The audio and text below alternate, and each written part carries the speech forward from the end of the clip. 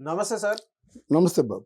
Sir, Jaganmohan Reddy గారి మీద రాళ్ల దాడి తర్వాత నెక్స్ట్ డే చంద్రబాబు గారి మీద గాని, పవన్ కళ్యాణ్ గారి మీద రాళ్ళేయడం జరిగింది. అవును. అసలు ఈ రాళ్ళనేది ఎవరేస్తున్నారు సార్? అసలు నిన్న చూసారు కదా మీరు విజువల్స్.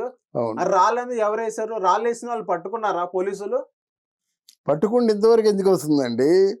పోలీసులకి మన ప్రస్తుతం ప్రభుత్వంలో గానీ, ప్రభుత్వం మీద గానీ, ప్రజల మీద గానీ భరోసా లేదు, బాధ్యత లేదు. అంతే. ఏవండీ ఒక దళితుడినేమో ముక్కలుగా నరికేసి ఇంటికి పార్సిల్ చేస్తే ఈ పోలీసులు ఏం చేశారండి?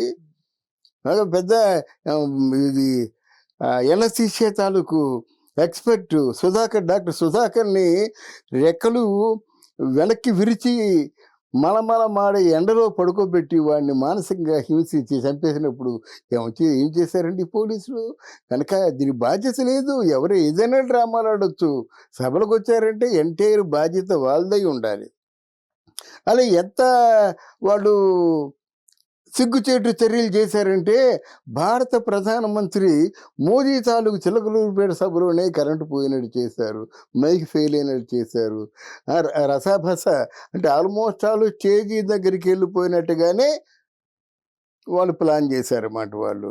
పాసులు ఇప్పుడు ఈ పెద్దవాళ్ళ తాలూకు సభలకి పాసులు ఉండాలి కదా! ముఖ్యంగా ముందు కూర్చున్న వాళ్ళకేమో విఐపి పాసులు ఉంటాయన్నమాట జనరల్‌గాన. ఓ పక్క ప్రెస్ ఉంటుంది. మరి ప్రెస్‌లోకి వచ్చేసారేంటండి సామాన్యమైన జనాలు? అంటే వాళ్ళకి బలం ఉంది. గుంజుకుంటూ వచ్చేసారన్నమాట. వాళ్ళు పోలీసులు ఏమి చేయలేకపోయారు.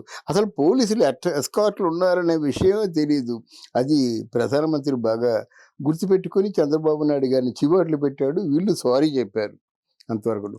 అలాగే ఇప్పుడు రాళ్ళ దాడి జరుగుతుందంటే ఎందుకు జరుగుతుంది? పోలీసులు కనిపెట్టి వాళ్ళని పట్టుకోవాలంటే ఎంతసేపు అండి? వాళ్ళు పట్టినట్టు ఊరుకున్నారు కానీ సరిపోయింది, కానీ పోలీసులు పట్టుకోవాలంటే ఎంతసేపు? అందువలన ఇది ప్రస్తుతం ఫ్యాషన్ ఆఫ్ ద డే అయిపోయింది. ఇప్పుడు ఇవాళ పవన్ కళ్యాణ్, చంద్రబాబు నాయుడు మీద రాళ్ల దాడి జరిగింది. జగన్ మీద రాళ్ల దాడి జరిగింది. అక్కడ షర్మిల, సునీత మీద రాళ్ల దాడి జరిగింది. అందరి మీద రాళ్ల దాడి జరిగినట్టయితే రాళ్ళేసిన వాళ్ళు ఎవరు? వాళ్ళని పట్టుకున్నది ఎవరు? గనక ఇదంతా ఈ రాజకీయాలు కుట్రపూరితమైన రాజకీయాలు అయిపోయినాయి. దీన్ని ప్రజలే ఎవరు దీన్ని ఛేదించగలరు, ఎవరు బాధ్యతగా పరిపాలించగలరు, ఎవరు అసలు ఈ రాజకీయ కుట్రలకి కుతంత్రాలకి అతీతంగా ఉండి పరిపాలించగలరు అన్నది ఆలోచించుకొని ఓటేయాలి. ఇప్పుడు చంద్రబాబు గారి మీద రాళ్ళ దాడి చేశారు. అది నిజంగా వైసీపీ వాళ్ళు వేసారా? లేకపోతే టీడీపీ వాళ్ళే కావాలని వేయించుకున్నారా? లేకపోతే అసలు రాళ్ళ దాడి అనేది ఎక్కడి నుంచో స్టార్ట్ అయింది? అసలు ఎందుకు ఇప్పటిదాకా కంటిన్యూ అవుతుందంటారు రాళ్ళ దాడి అనేది? షర్మిల గారి మీద సునీత గారి మీద అయింది. మళ్ళీ మొన్న జగన్ గారి మీద అయింది. ఇప్పుడు చంద్రబాబు గారి మీద, పవన్ కళ్యాణ్ గారి మీద అయింది. ఎందుకని ఇలా రాళ్ళ దాడి అవుతుంది? ఎవరు జరిపిస్తున్నారు? దీని వెనక పెద్ద తలకాయలు ఏమైనా ఉన్నాయి అనుకుంటున్నారా? పెద్ద తలకాయలు ఏమి ఉండవండి. ఇప్పుడు అధికారంలో ఉన్న వాళ్ళని ఎవరు ఏమి చేయలేరండి. ఎవడు సాహసించడు. అధికారంలో ఉన్నవాడిని అపోజిట్ వాడు ఎవడైనా కొట్టాలంటే వాడు లైఫ్కి పూర్తిగా తెగించి వెళ్ళాలి. కానీ వీళ్ళు అనధికారంగా ఉన్నవారు ఎవరైనా కొట్టచ్చు వెళ్ళి. సునీత, శర్మలు కానీ, పవన్ కళ్యాణ్, చంద్రబాబులు కానీ మనం ఎలాగైతే పౌరులమో వాళ్ళు కూడా కాదంటే సెలబ్రిటీస్ అంతే. ఎవరైనా కొట్టచ్చు. ఇక్కడ పరిపాలనలో ఉన్నటువంటి ముఖ్యమంత్రికే రక్షణ లేనప్పుడు ఇంకెవరికైనా రక్షణ ఉంటుందని ఎలాగనుకుంటాం? ఆ దిశగా మనం ఆలోచించాలి. ముఖ్యమంత్రికి రక్షణ లేదు కదా, పట్టుకోవాలి కదా. ప్రత్యర్థి పార్టీలు పట్టుకోరు కాదు కదా. వాళ్ళ ప్రత్యర్థి పార్టీ మీ శత్రువులా ఇంకెవరో ఆలోచించి పోలీసులే పట్టుకోవాలి, ప్రెస్కి ఇవ్వాలి, వాళ్ళు ఫోకస్ చేయాలి. అంటే ఇదంతా మా తాలూకు బాధ్యత కాదా? సొంత చిన్నండి. ముందు హార్ట్ అటాక్ అన్నారు, తర్వాత రక్తపు వాంతులు అన్నారు, తర్వాత సిబిసిఐడి అన్నారు, కాసేపు వద్దనుకున్నారు, తర్వాత వాళ్ళేంటో తెలిసింది. అప్పుడు ఎలక్షన్ ముందు జరిగింది, మళ్ళీ ఎలక్షన్లో వచ్చేసింది. 5 years పూర్తి అయిపోయినాయి. అర్థమైందా?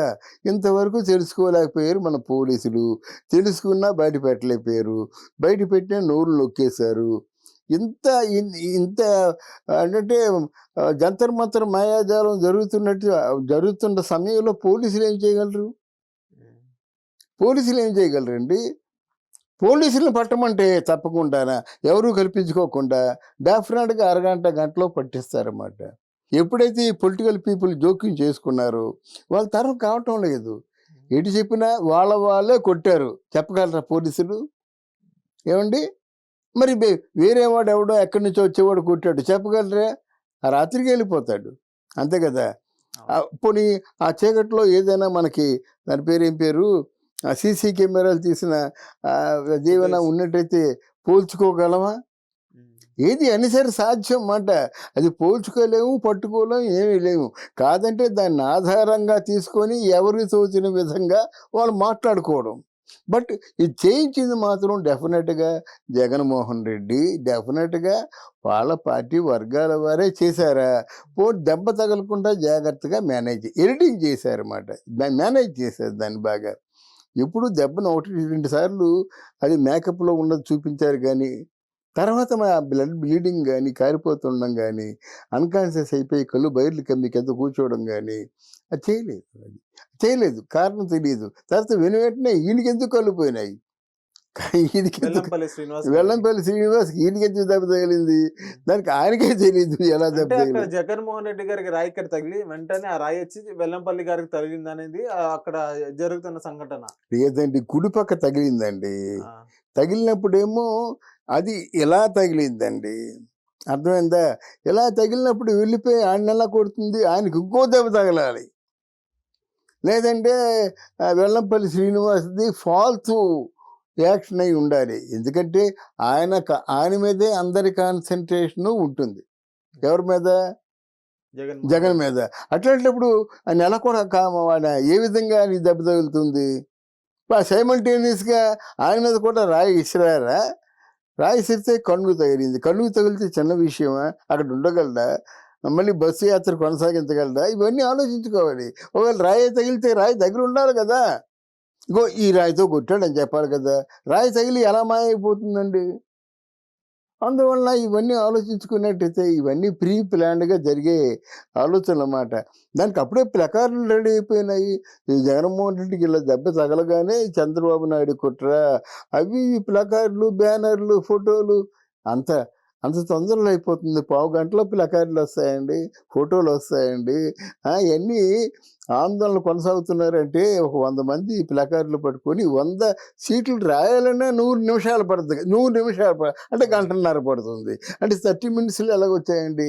ఇవన్నీ ప్రిపేర్డ్గా దాచుకున్నవి కాబట్టే వచ్చాయి, బయటకు వచ్చాయి. కానీ ఎలాగొస్తాయి? ఆలోచించాలి, విజ్ఞులు ఆలోచించాలి. ఇన్ని ప్లకార్డులు, ఇన్ని ఫోటోలు, ఇంత మాయాజాలం ఎలాగొస్తుందండి?